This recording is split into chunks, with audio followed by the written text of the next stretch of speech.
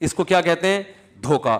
تو اللہ نے بھی بار بار قرآن میں کہا ہے کہ متاع الغرور یہ دھوکے کا سامان ہے. دار الغرور ہے, دھوکے کا گھر ہے.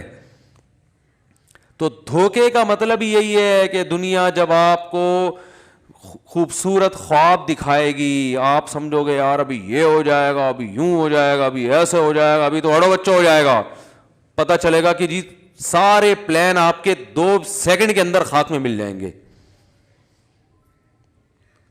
تو اس لیے عقل مند لوگ اس دنیا کے لیے کوشش کرتے ہیں, اس دنیا سے دل بولو نا, بولنے میں کیا, آپ کو دماغ میں اتروانا چاہتا ہوں بھائی. یہ باتیں چاہیں تو ہم ایک سینٹنس میں مکمل کر سکتے ہیں. اگر میں یہاں بیان کے لیے بیٹھوں, میں کو دیکھو دنیا مسافر خانہ ہے, بس بیان کمپلیٹ ہو گیا, آپ جائیں اپنے گھر. آیت کا حوالہ دے دیا ہم نے, ختم ہو گئی بات.